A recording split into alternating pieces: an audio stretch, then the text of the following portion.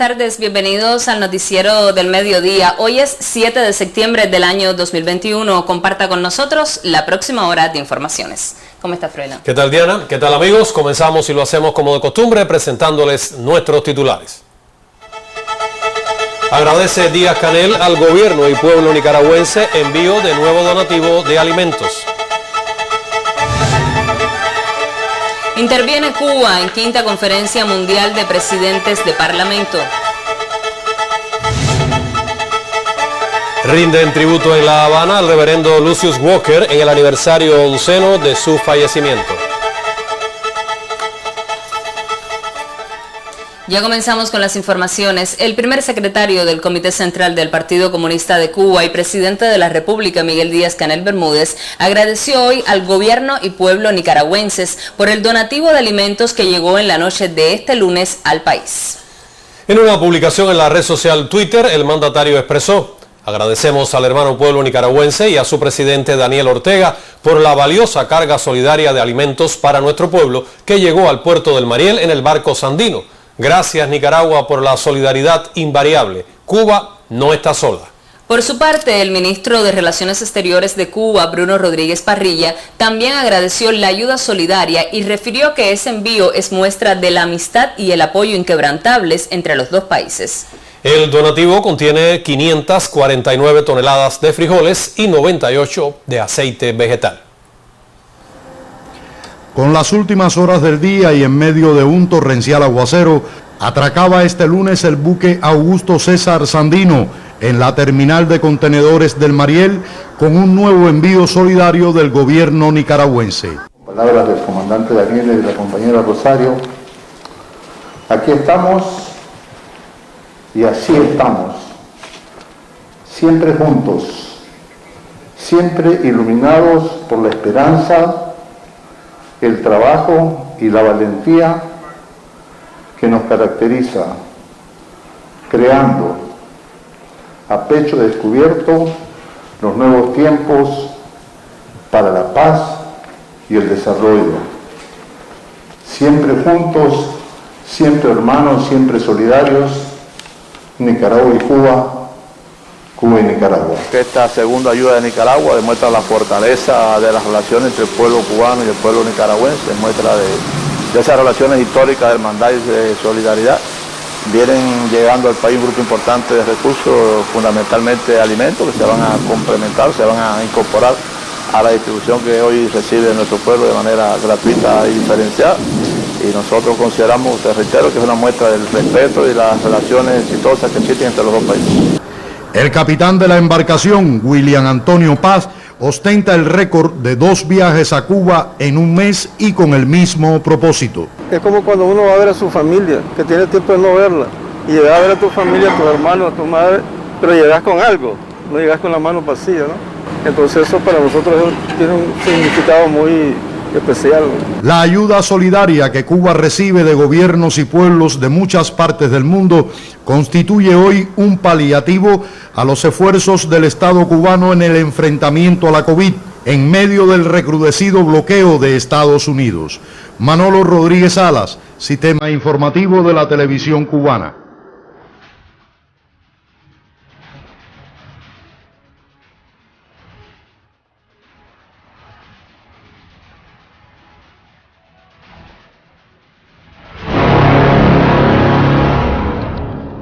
Cuba reportó 7.771 nuevos casos positivos a la COVID-19. El doctor Francisco Durán García, director nacional de epidemiología del Ministerio de Salud Pública, lamentó el fallecimiento de 93 personas por complicaciones asociadas a la enfermedad. Las cifras que muestra Cuba en esta jornada fueron conocidas tras procesar más de 54.000 muestras en todo el territorio nacional. Las autoridades sanitarias insisten en que aún son cifras muy elevadas, por lo que es vital adoptar todas las medidas para cortar la transmisión del virus. Con 704.675 pacientes diagnosticados con la enfermedad, mantienen ingresados activos la elevada cifra de 38.035, el 5,4% de todos los diagnosticados.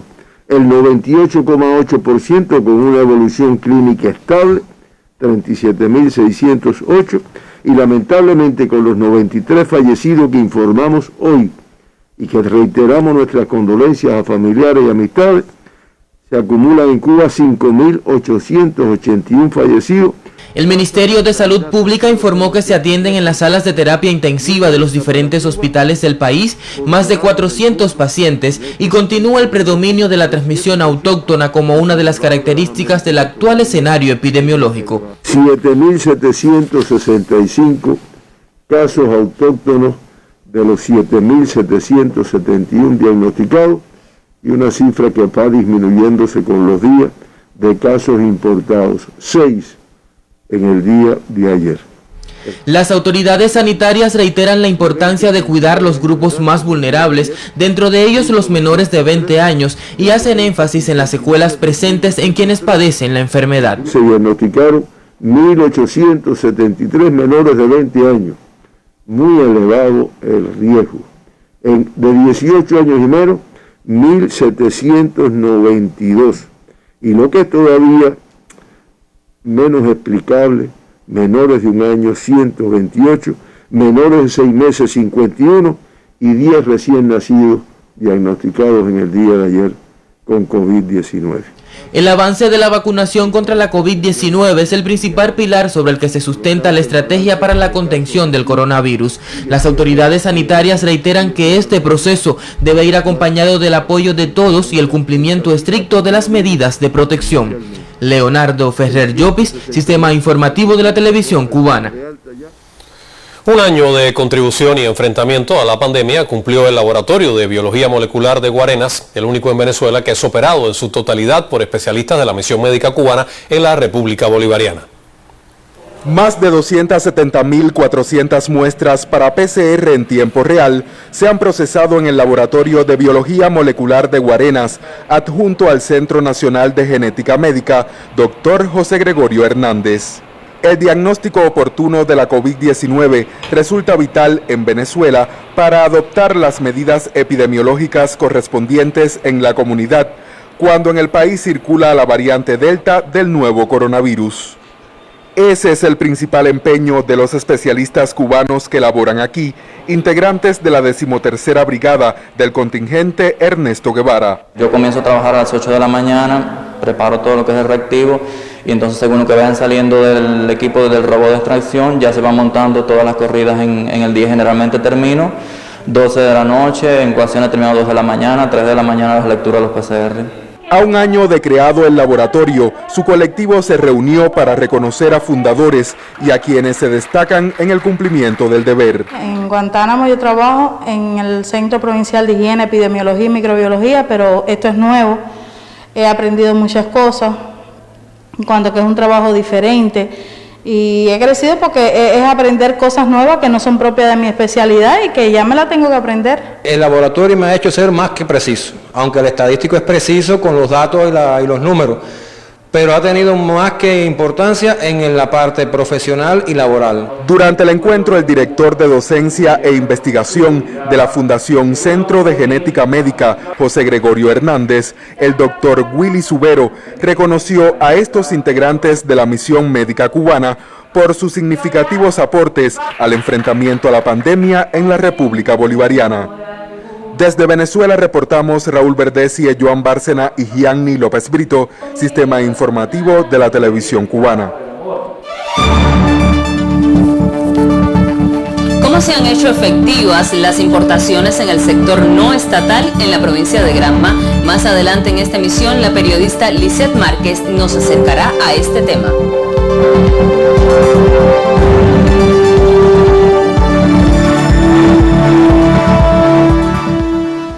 Hoy inició en Viena, Austria, la 5ª Conferencia Mundial de Presidentes de Parlamento. Cuba participa en la cita con una delegación encabezada por la vicepresidenta de la Asamblea Nacional del Poder Popular, Ana María Mari Machado. En la primera jornada, la comitiva cubana intercambió con el representante de Irlanda, Sean O'Fergill, quien destacó los logros del sistema de salud cubano y ratificó el interés de fortalecer las relaciones interparlamentarias. En diálogo con la parlamentaria de Irán se ratificaron las excelentes relaciones entre ambos países y el interés de continuar estrechándolas. La vicepresidenta de la Asamblea Nacional del Poder Popular, Ana María Mari Machado, sostuvo un encuentro bilateral con Bon Dinh Hue, titular de la Asamblea Nacional de la República Socialista de Vietnam. Ambas partes ratificaron el excelente estado de las relaciones bilaterales de hermandad, solidaridad y cooperación entre los dos partidos, gobiernos, órganos legislativos y pueblos desde hace más de 6 décadas. Bon Dinh Hue envió un especial saludo a Esteban Lazo Hernández, presidente de la Asamblea Nacional del Poder Popular, y reconoció los logros de la mayor de las Antillas en el enfrentamiento a la pandemia. También condenó el bloqueo de Estados Unidos contra nuestro país. En esta jornada, además, la representación antillana sostuvo conversaciones con Fernand Edgen, quien es presidente de la Cámara de Diputados de Luxemburgo. Ambas partes reiteraron la voluntad de fortalecer las relaciones interparlamentarias. Y al intervenir en la 5ª Conferencia Mundial de Presidentes de Parlamento, la vicepresidenta de la Asamblea Nacional del Poder Popular, Ana María Mari Machado, ratificó la voluntad de Cuba de continuar contribuyendo al enfrentamiento a la pandemia por los caminos de la cooperación y la solidaridad. También alertó del carácter antidemocrático del unilateralismo en las relaciones internacionales. Señora Presidenta, la pandemia ha evidenciado una vez más el carácter antidemocrático del unilateralismo en las relaciones internacionales. La salud de todos los pueblos es una condición fundamental para lograr el desarrollo, al tiempo que depende de la más amplia voluntad política y de la cooperación entre los Estados. La historia reciente demuestra la necesidad de la cooperación y la solidaridad para enfrentar la pandemia y los presentes desafíos derivados de ella. Esa historia también confirma que solo el auténtico espíritu humanista y las posturas consecuentemente democráticas son capaces de ejercer la cooperación y la solidaridad desinteresadas. Cuba ratifica en esta asamblea su voluntad de continuar contribuyendo al enfrentamiento a la pandemia por los caminos de la cooperación y la solidaridad. Muchas gracias.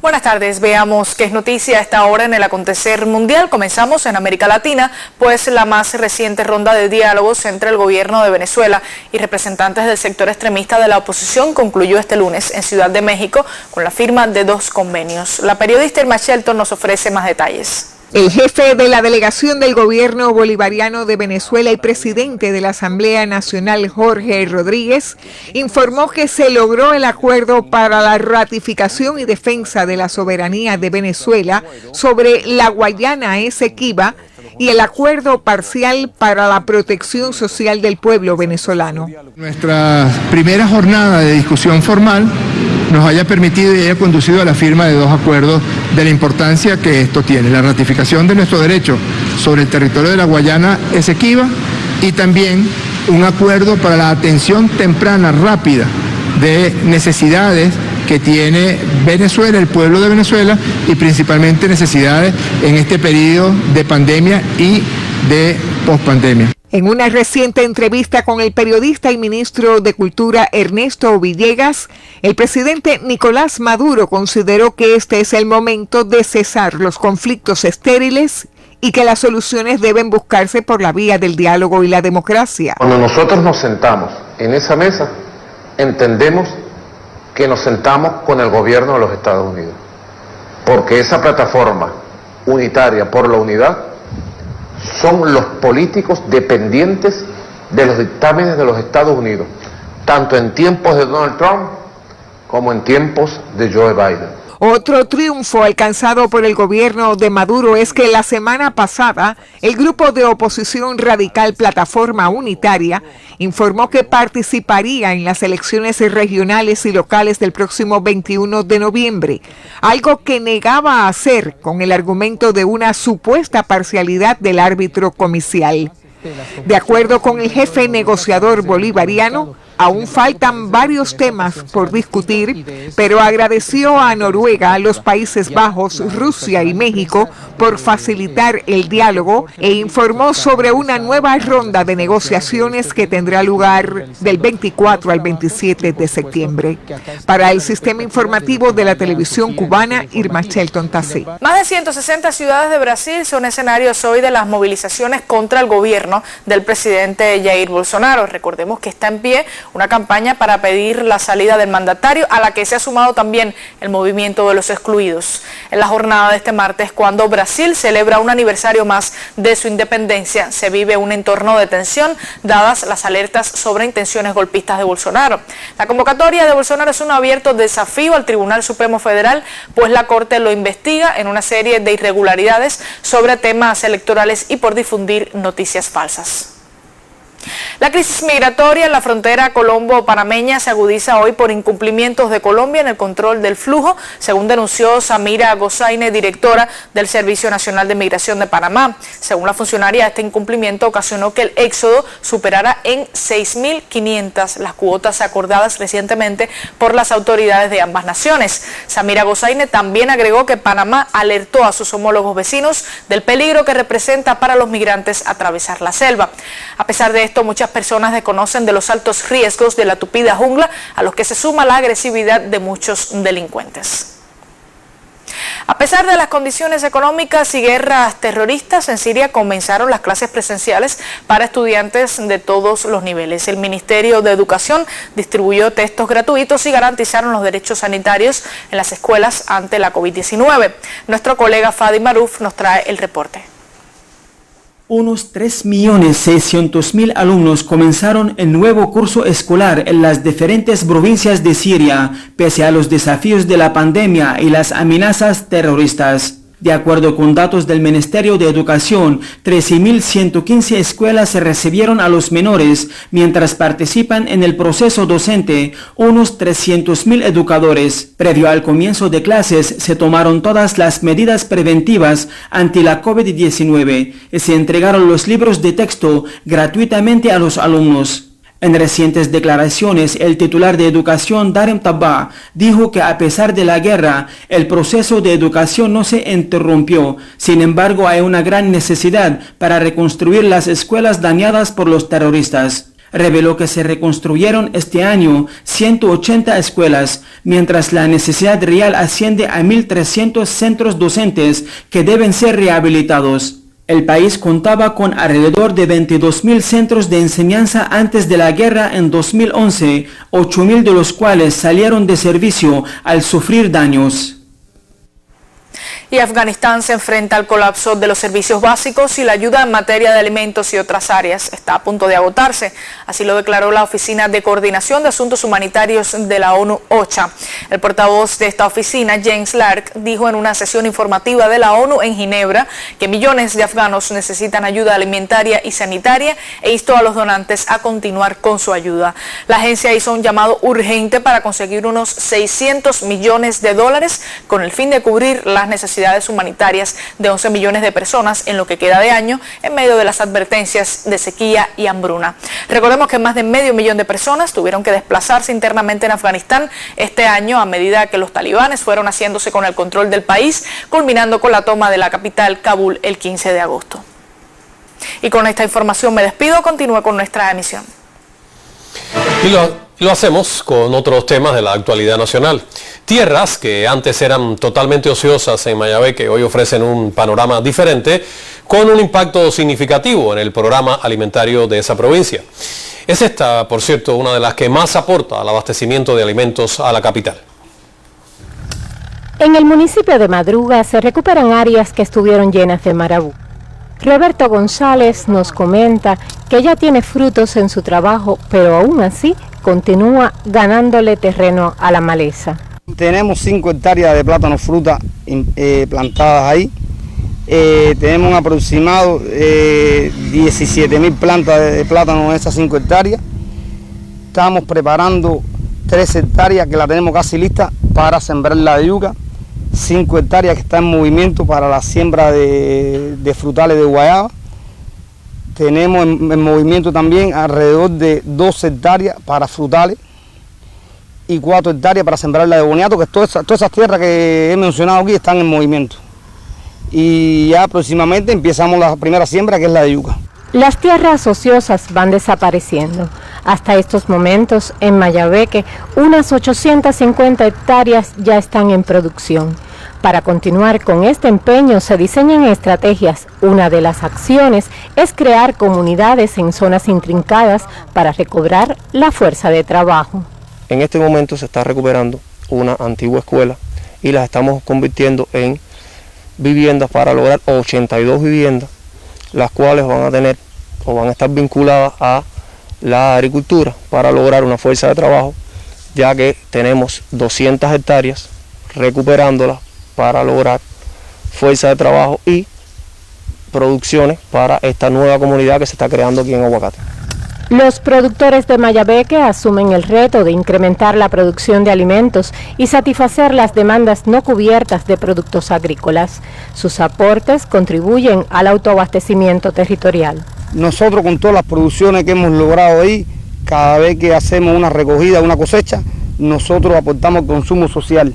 Consumo social como el hogar materno, círculos infantiles, hogar de ancianos y a los centros de aislamiento, como de aquí del municipio y del litoral norte del municipio de Santa Cruz. Llevamos la tierra, si a veces la mujer me dice, ¿tú quieres más la tierra que a mí? Y le dije, eso es que me gusta, no es que yo lo que eso no fue algo que alguien me mandó, sino algo que yo elegí porque me gusta, lo siento.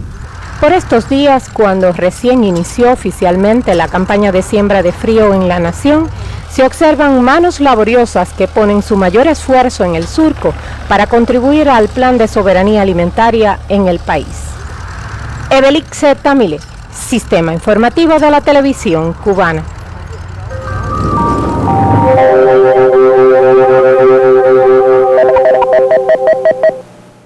Hola, ¿qué tal? Muy buenas tardes. Tuvimos una tarde de ayer con mucha lluvia en el occidente, también en Villa Clara, Camagüey y Las Tunas. Propiamente en Las Tunas, un registro de 100 milímetros en el Centro Meteorológico Provincial en menos de una hora en la estación meteorológica de la provincia de Las Tunas, de la localidad cabecera. Bueno, se registraron 50 milímetros en solo 3 horas, pero en el occidente, en el acueducto Benigno, en el Cotorro, 105 milímetros en las últimas 24 horas. Tenemos este sistema, aporta inestabilidad para el área, inestabilidad que también se conjuga con factores locales sobre el occidente, por eso se produce este incremento de la lluvia, de la actividad eléctrica en horas de la tarde y hasta el anochecer, que abarca en muchas ocasiones al resto del territorio nacional. Una onda tropical cruzó, pero bueno, muy pocos días, pero también incide en que la lluvia sea bastante en horas de la tarde y hasta el anochecer, con acumulados significativos en muy poco tiempo.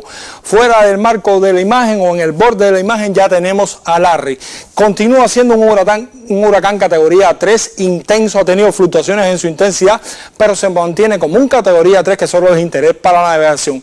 Cuba entonces bajo influencia anticiclónica. Fíjense que a esta hora tenemos muy poca nubosidad, pero ya en la tarde la mayor probabilidad de lluvia irá hacia zonas de la costa norte occidental, pero también en el centro del país, Villa Clara y Cienfuegos pudieran tener lluvia. Así que parcialmente nublada la tarde, nublado en zonas de la costa norte del occidente, con alguna probabilidad de chubascos, lluvias y tormentas eléctricas más frecuentes en el norte de La Habana, Mayabeque, Matanzas.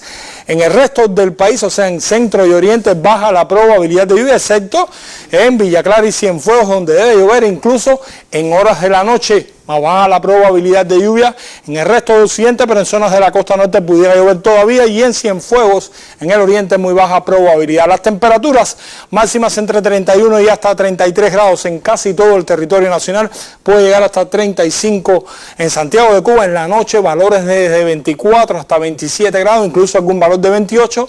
Los vientos variables débiles en todo el país. Tendremos poco oleaje en ambos litorales orientales, más tranquila en el resto de los litorales. En resumen, la tarde con nublados y lluvias en zonas de la costa norte del occidente, pueden extenderse a Villa Clara, Cienfuegos, y durante la noche en el centro del país. Les deseo a todos que tengan una tarde muy feliz. Por favor, cuídese, mantenga el aislamiento y nos vemos en un próximo encuentro.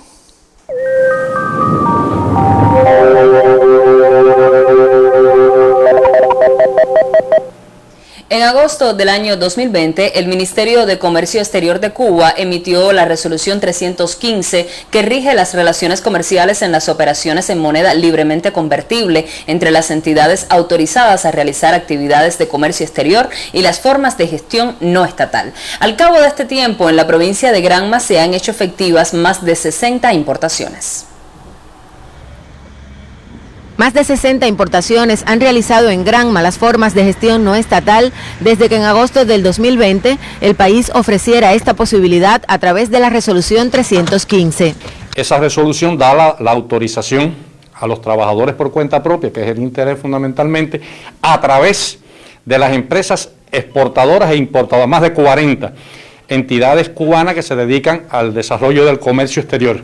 Hay distintas importaciones que se han hecho, desde perfiles, piezas para la reparación de equipos electrónicos, harina de trigo, por ejemplo, para la producción de galletas y para la producción de un grupo de producciones que hace la industria alimentaria, los trabajadores por cuenta propia que se dedican a eso. La empresa Solintel, con gran variedad de productos relacionados con la ofimática, la impresión, componentes para redes de comunicación y de electrónica, así como partes y accesorios de telefonía celular, llega por primera vez a Granma a través de la tienda virtual Tu Solución. Nuestra sede es en La Habana y por tema de movilidad se le hace un poco complicado a todos nuestros clientes en provincia el acceso por las medidas del COVID. Entonces decidimos hacer un primer viaje de prueba para todas las provincias, haciendo una entrega para hacerle llegar esos productos. Estamos aquí recibiendo muy contentos los productos que compramos, fundamentalmente compramos lo que es partes y piezas de equipo de cómputo, consumibles de impresora. Hay una serie de otros elementos que estamos pendientes de importación para seguir trabajando, que es lo que hace falta. Pienso que mis clientes también estén satisfechos con esta demanda que estamos adquiriendo ahora. Desde el día de la compra hasta que lo estoy recibiendo fueron 29 días. Los usuarios pueden efectuar el pago de estas prestaciones mediante las pasarelas de pago nacionales en Zona y Transfer Móvil, transferencias bancarias o el punto de venta ubicado en la empresa con tarjetas habilitadas en moneda libremente convertible. A partir de ahora vamos a seguir haciendo entregas a provincia a través de correos de Cuba. Ya estamos ajustando los términos con ese importante operador logístico y bueno, que también tenemos a disposición nuestro camión para entregas puntuales también a provincia. Una nueva modalidad les permite buscar productos dentro del país. Porque hay un grupo de empresas y de inversores que están poniendo productos en el país en consignación. ¿Qué permite esto?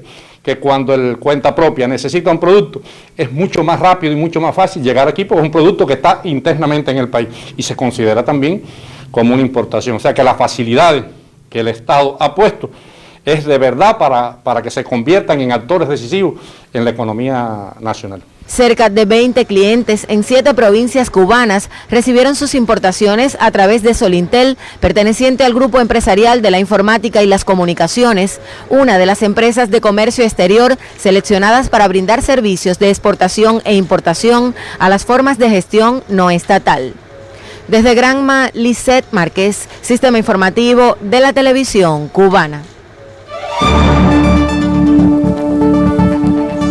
¿Cómo marcha el proceso de vacunación contra la COVID-19 en Pinar del Río? En los minutos finales de esta emisión, un equipo de Telepinar ofrecerá los detalles.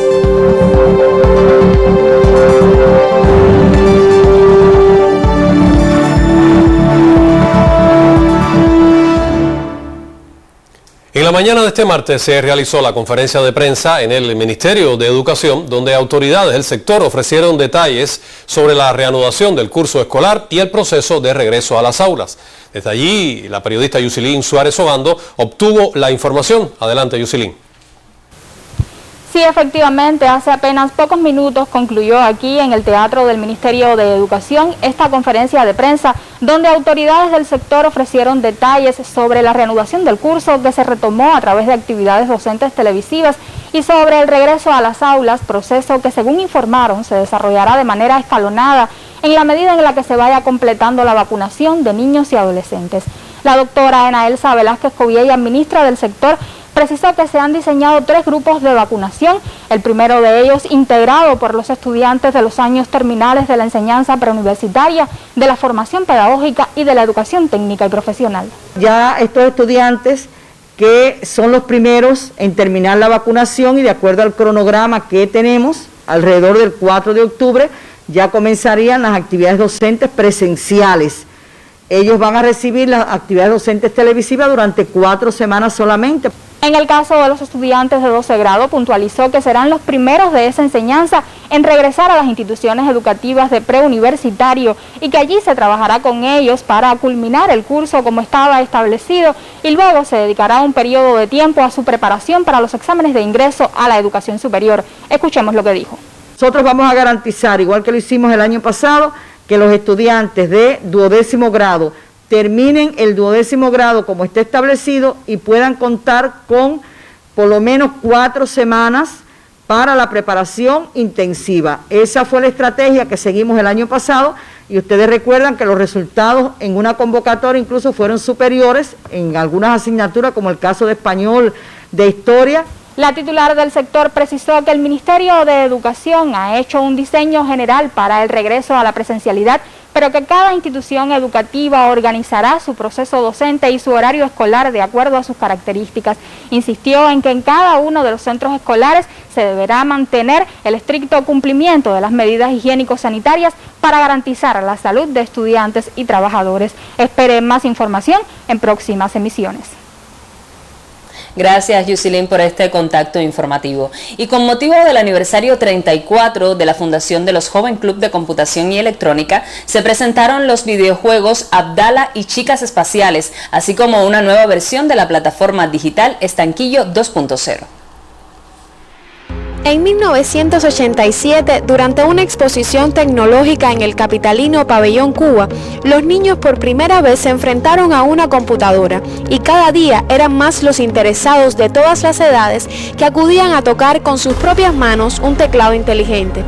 El 8 de septiembre, por iniciativa del comandante en jefe Fidel Castro Ruz, se crean los primeros 32 Joven Club de Computación y Electrónica. Siempre está el pensamiento de Fidel y la informática, de cómo ha evolucionado desde ese primer momento en que él visualizó la importancia de la informática para Cuba y para el mundo. Son tecnologías que evolucionan muy rápido, para las cuales tenemos que preparar al ciudadano cubano en las líneas principales de la política de informatización, en el gobierno electrónico, en el comercio electrónico, en la ciberseguridad, en el desarrollo y crecimiento de la infraestructura. Con motivo del 34 aniversario de su fundación, se presentaron en el Palacio Central de Computación una nueva versión de la plataforma digital Estanquillo 2.0 y los videojuegos Abdala y Chicas Espaciales, resultado del trabajo a distancia del equipo de desarrolladores de la plataforma Ludox durante los meses más complejos del enfrentamiento a la COVID-19. Este es el 6º videojuego que los Joven Club de Computación Electrónica han desarrollado en el presente año. Ya llevamos más de 150 juegos desarrollados desde que se iniciaron los Joven Club. Nosotros tenemos en todos los municipios del país al menos 2 instituciones de Joven Club. La computadora de la familia, como bautizara Fidel a la red de Joven Club, continúa creciendo. Hoy Cuba cuenta con más de 640 centros a lo largo del país, con el objetivo de contribuir a la informatización de la sociedad. Aymelis Alfaro, Sistema Informativo de la Televisión Cubana.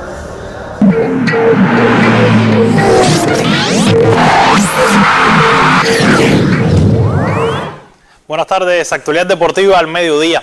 Más de 400 atletas y entrenadores, miembros de la preselección conformada por Cuba para los primeros Juegos Panamericanos Junior de Cali 2021 en Colombia, comenzarán a reunirse desde este jueves en las escuelas de alto rendimiento Cerro Pelado y Giraldo Córdoba Cardín. La decisión la confirmó Oscar Nuevo, jefe de la sección técnico-metodológica de la Dirección de Alto Rendimiento del INDER, y lo hizo el sitio digital HIT.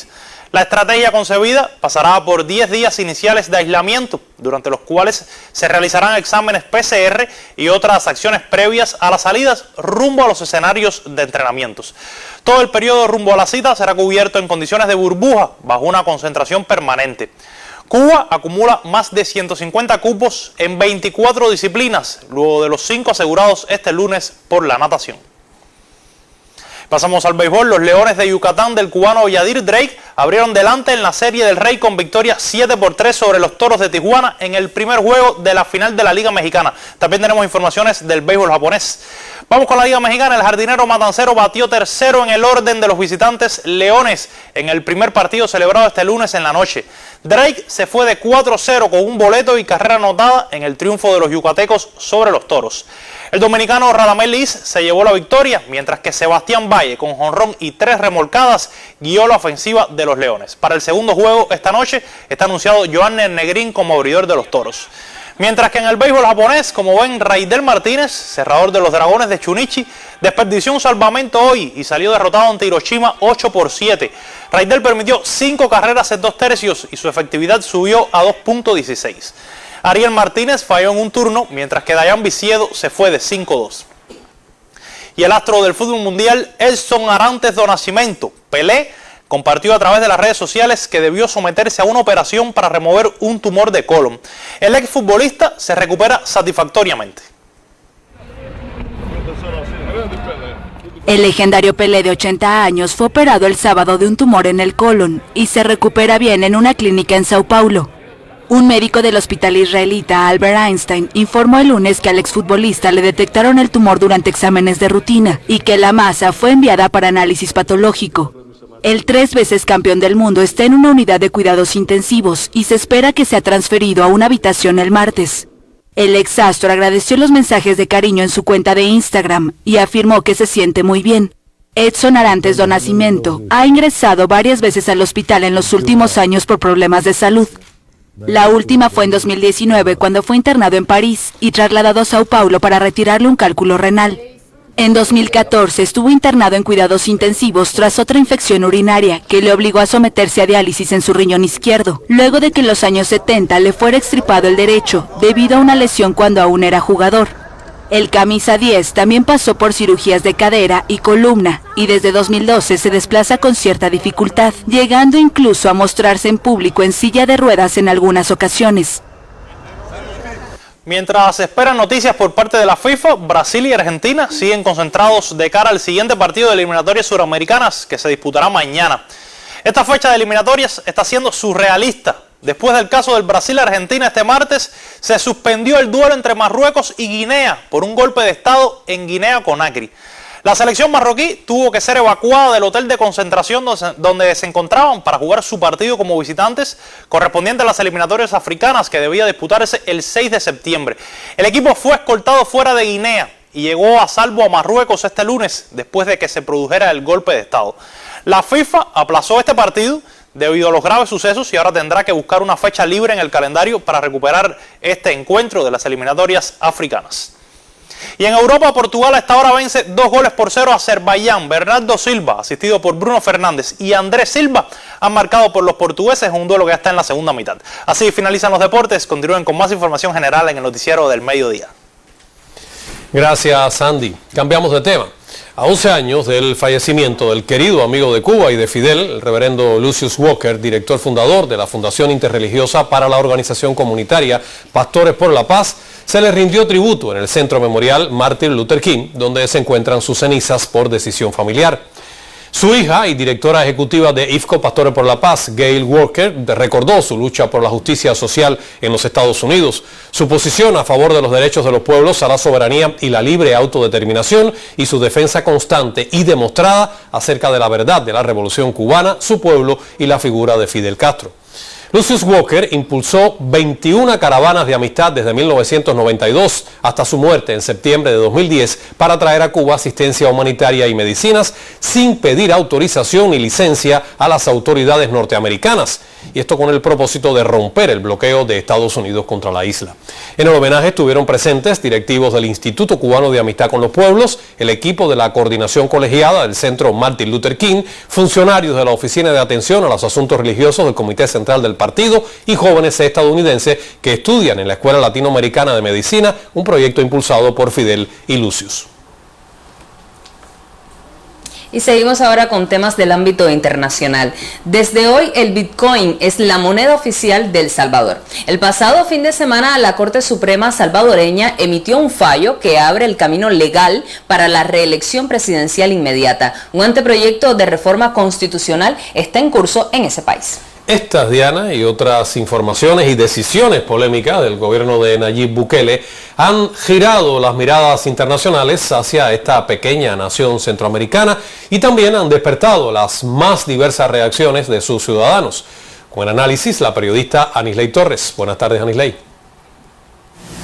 Buenas tardes. Lo de Nayib Bukele en El Salvador es un caso totalmente de estudio. De todos a los que se le ha endilgado la etiqueta de outsider por aquello de estar por fuera del sistema, de venderse distinto a lo tradicional política o ideológicamente hablando, el millennial, y digo millennial por su juventud, por su afición a selfies, a redes sociales, a gobernar en Twitter, o sea, a la tecnología y todo lo de este siglo, pues este hombre ha reventado los moldes de la etiqueta porque a estas alturas del partido se puede todo menos definirlo. ¿Es de izquierdas o de derechas?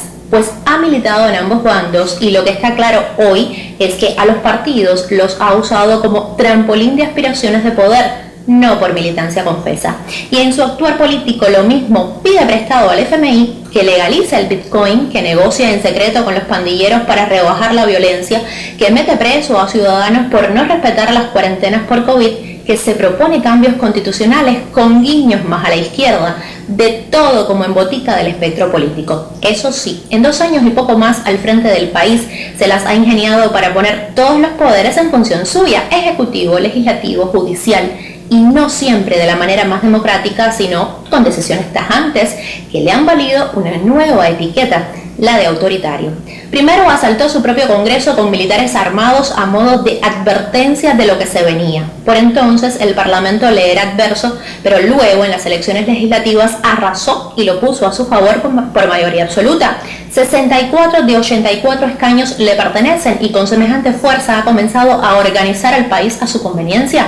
Los asambleístas leales le hicieron el favor de destituir a jueces y fiscales incómodos y repoblar este poder judicial con más de los suyos, y con este todos para uno ya se encamina al próximo gran paso, reformar la Constitución vigente. Y solo que esta reforma tiene 215 cambios, casi una carta magna nueva que se decidirá entre Ejecutivo y Legislativo, o sea, entre políticos bukelistas 100%.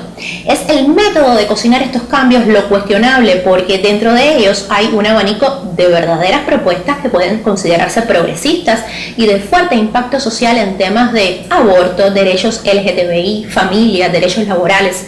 Otros que serán o que ya empiezan a ser, porque ya se ha divulgado este anteproyecto, verdaderos nichos de ataques domésticos, pero sobre todo de ataques externos de toda esa derecha liberal conservadora, que tiene que ver con verdaderas malas palabras estos cambios: puerta abierta a partido único, reelección presidencial, ampliación de mandato de gobierno, referendo revocatorio.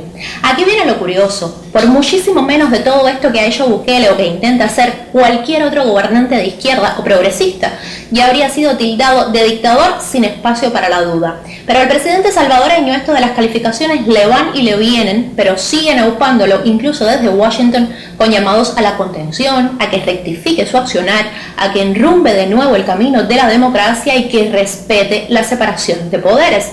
Aún así, las relaciones entre la Casa Blanca y la Casa Presidencial salvadoreña no están en su mejor momento y los desaires mutuos han sido una constante en estos 2 años, primero con Trump y ahora con Biden. Otra actitud sui generis por la dependencia que estos países del Triángulo Norte Centroamericano tienen de Estados Unidos y también la influencia que históricamente ejerce la potencia en esta región. En medio de todo este panorama, y he aquí lo más interesante de todo, Bukele sigue con índices de aprobación popular escandalosamente altos si miramos el panorama latinoamericano con mandatarios que no pasan del sótano.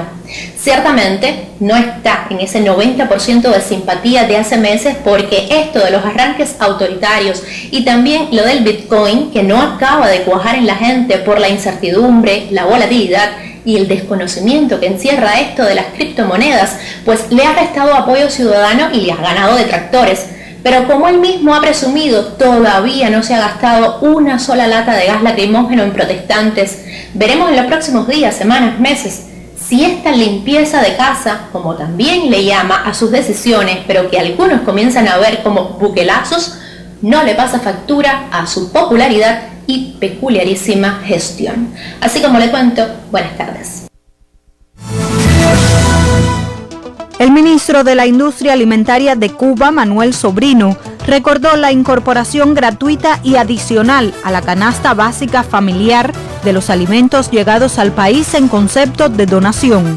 Sobrino puntualizó que la distribución de los alimentos, iniciada desde hace varios meses, llegará a todos los núcleos familiares cubanos en un contexto mediado por la crisis epidemiológica y el fortalecimiento del bloqueo económico impuesto por Estados Unidos.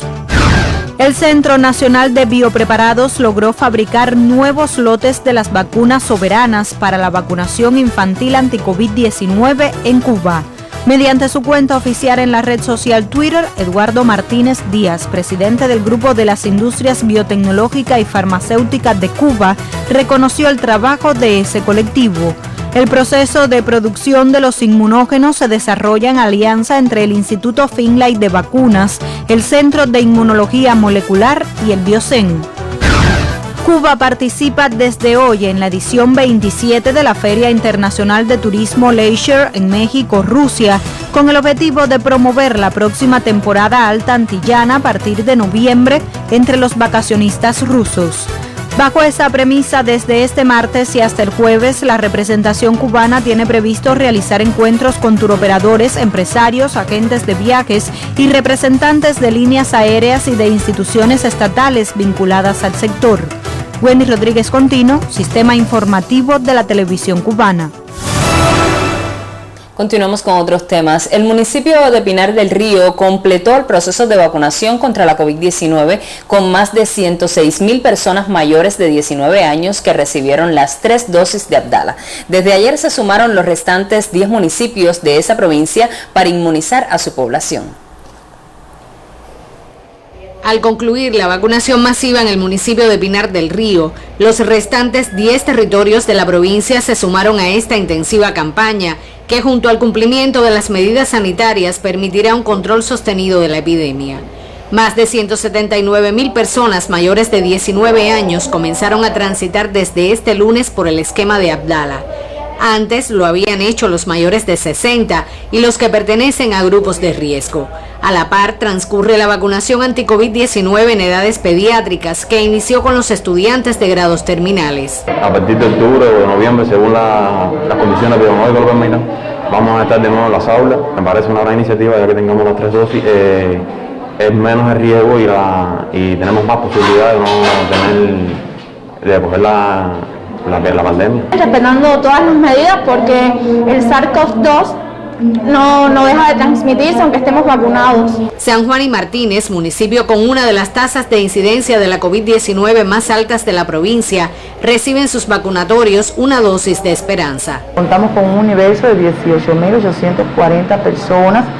Se han establecido 44 sitios de vacunación. 4 de ellos cuentan con 2 posiciones de vacunación, o sea que en estos sitios van a estar vacunando 2 consultorios.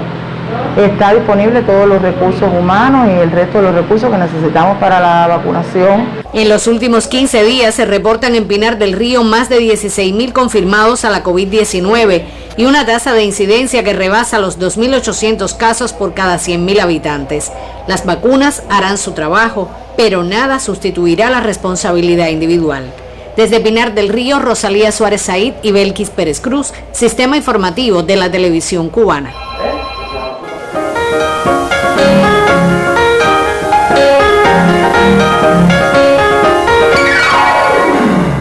Buenas tardes. El Parque Histórico Militar Morro Cabaña y la Oficina del Historiador de la Ciudad de La Habana acordaron la apertura del aula taller Eusebio Leal Spengler en el Castillo de los Tres Reyes.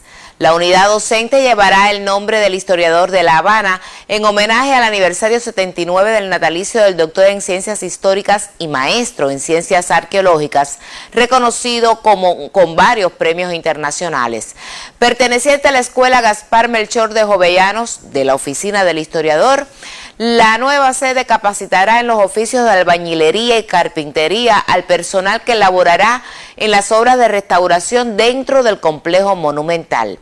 El objetivo es crear un espacio que prepare a su propia brigada de restauradores e introduzca buenas prácticas para el trabajo en este tipo de edificaciones. Precisamente dentro del Castillo de los Tres Reyes del Morro surgió en la década del 80 del pasado siglo el proyecto de la Escuela Taller enfocado en el rescate y salvaguarda del centro histórico habanero. Cambiamos de tema. Hace unas horas se dieron los resultados del concurso internacional juvenil de guitarra María Luisa Anido en Argentina, en donde se presentaron varios estudiantes cubanos. Obtuvieron primer premio en la categoría sub-15 Manuel Pérez, de cuarto año de guitarra de la Escuela Provincial de Arte de Matanzas, y en la categoría sub-21 Taisa Arencibia Cienfueguera, que cursa el primer año de la Escuela Nacional de Música, obtuvo el tercer lugar.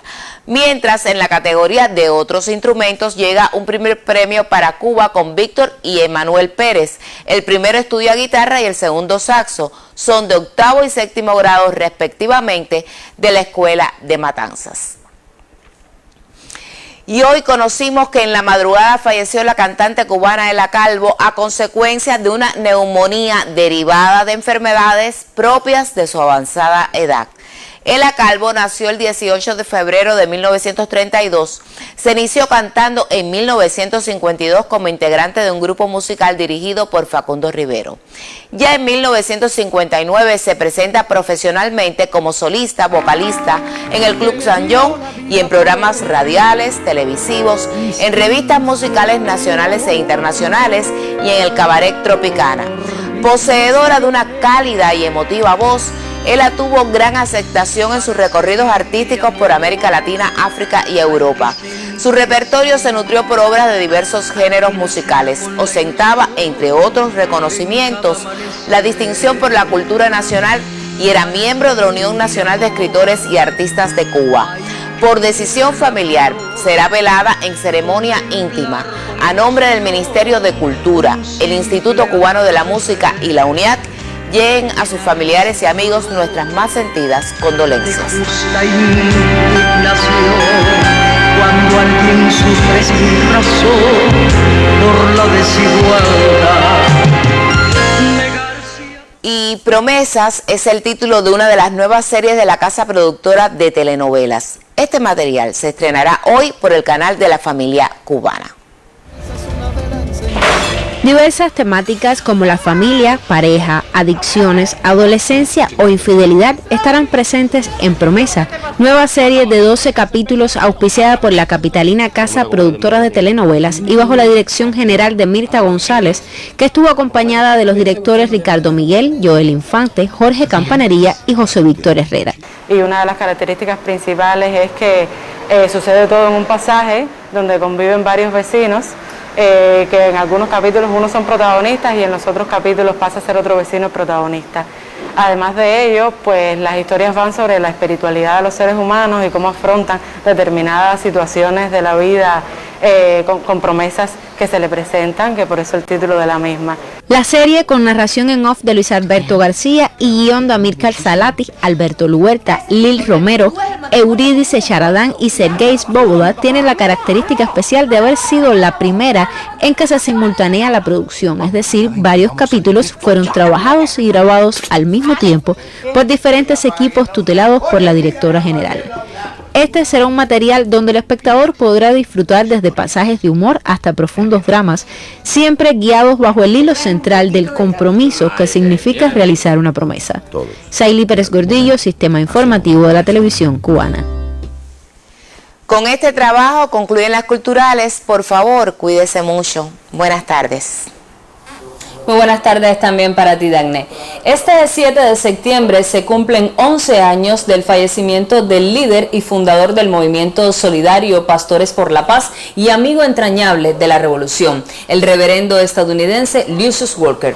Su hija, actual directora ejecutiva de la Fundación Interreligiosa para la Organización Comunitaria, afirma que explicar y demostrar la realidad cubana y romper el bloqueo son las principales acciones del movimiento solidario.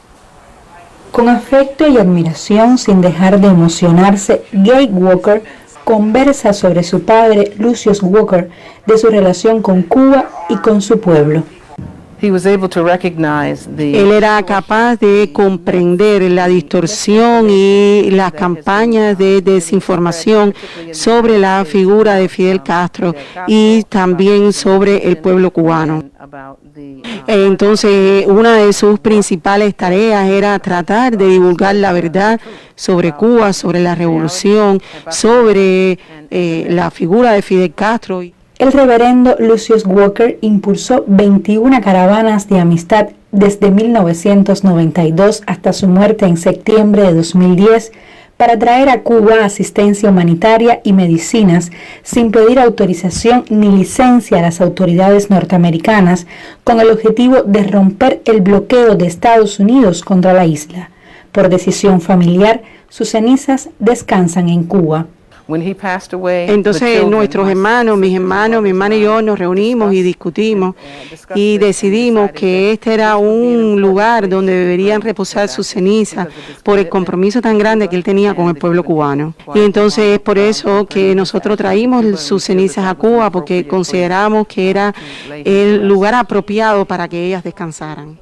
En medio del recrudecimiento del bloqueo estadounidense y de la fuerte campaña mediática contra Cuba, IFCO, Pastores por la Paz, participa en diferentes iniciativas solidarias con nuestro país en los Estados Unidos y pretenden en noviembre, si las condiciones epidemiológicas lo permiten, realizar la 31ª edición de la caravana Pastores por la Paz. El año pasado nosotros no pudimos visitar Cuba debido a las regulaciones de la COVID, como ustedes conocen.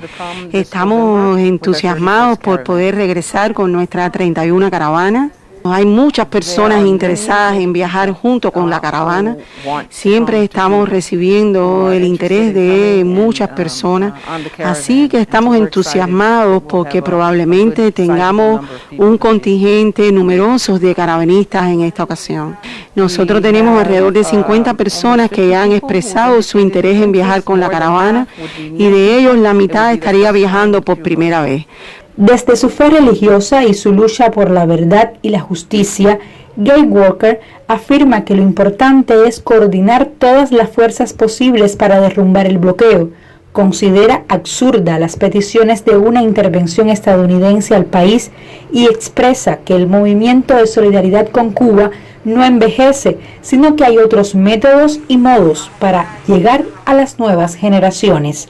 Lilian González, Sistema Informativo de la Televisión Cubana. Y de esta forma concluye el noticiero del mediodía. Espere más informaciones en la emisión de la tarde de Canal Caribe y el noticiero estelar de las 8 de la noche. Nosotros nos veremos mañana, por supuesto, a la 1 en punto. Cuídese mucho, ¿eh? Muy buenas tardes. Wow.